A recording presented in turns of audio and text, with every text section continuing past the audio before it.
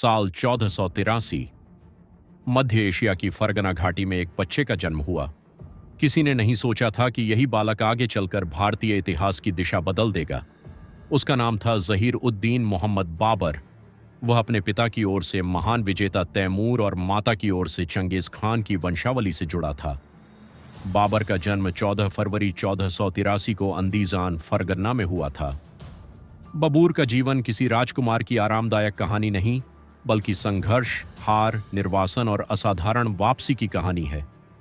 जब बाबर केवल 12 वर्ष का था, तब 1494 में उसके पिता उमर शेख मिर्जा की मृत्यु हो गई और उसे फरगना की गद्दी संभालनी पड़ी। इतनी कम उम्र में राज्य चलाना आसान नहीं था। चारों ओर दुश्मन थे, रिश्तेदार सत्ता छीनना चाहते थे और मध्य एशिया की राजनीति बेहद अस्थिर थी। फिर भी युवा बाबर ने हार नहीं मानी।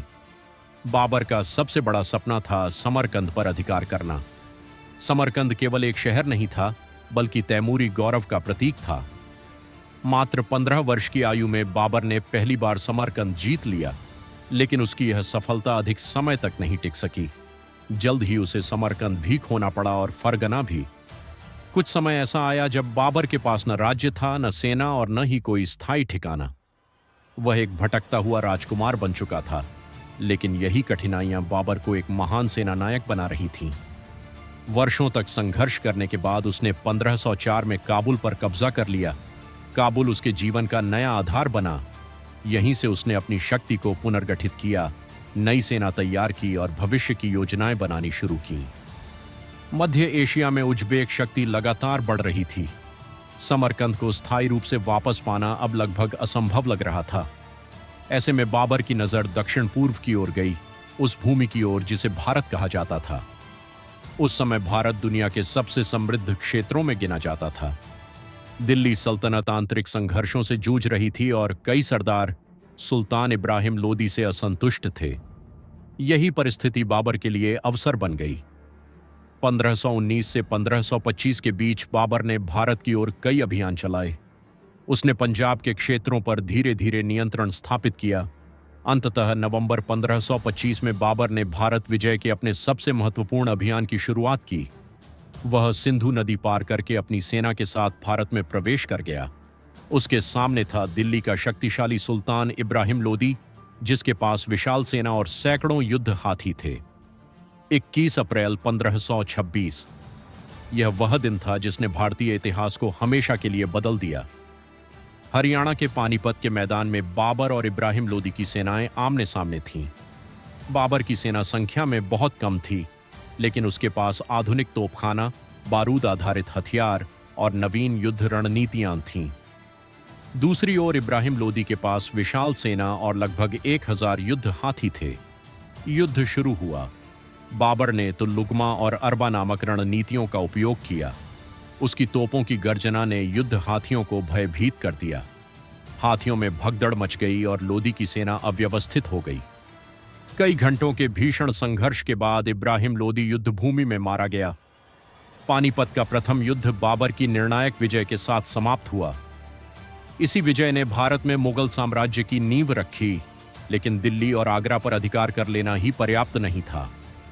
बाबर के सामने अभी और भी शक्तिशाली विरोधी मौजूद थे।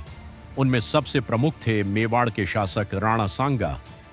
राणा सांगा उस समय उत्तर भारत के सबसे प्रभावशाली राजपूत शासकों में से एक थे। उन्होंने बाबर को विदेशी आक्रमणकारी माना और उसे भारत से बाहर निकालने का संकल्प लिया। 16 मार्च 1527 को खानवा के मैदान में दोनों शक्तियां टकराईं। यह युद्ध पानीपत से भी अधिक कठिन था। बाबर ने अपनी सेना का मनोबल बढ़ाने के लिए धार्मिक शपथ ली और स्वयं नेतृत्व किया। लंबे और भीषण संघर्ष के बाद बाबर विजयी हुआ। खानवा की विजय ने उसकी स्थिति को अत्यंत मजबूत बना दिया और उत्तर भारत पर उसका नियंत्रण लगभग सुनिश्चित हो गया। इसके बाद 1528 में बाबर ने चंदेरी पर आक्रमण किया और मेदिनी राय को पराजित किया। फिर 1529 में घाघरा के युद्ध में अफगान शक्तियों को हराया। इन विजयों ने नवस्थापित मुगल शासन के अधिकांश प्रमुख विरोधियों को समाप्त कर दिया। बाबर केवल योद्धा ही नहीं था, वह एक कवि, लेखक और प्रकृति प्रेमी भी था। उसने अपनी आत्मकथा बाबरनामा लिखी, जिसे विश्व इतिहास की महान आत्मकथाओं में गिना जाता है। इस पुस्तक में उसने युद्धों, राजनीति, प्रकृति, लोगों और अपने व्यक्तिगत विचारों का विस्तार से वर्णन किया है। बाबरनामा हमें बाबर के व्यक्तित्व को समझने का दुर्लभ अवसर प्रदान करती है।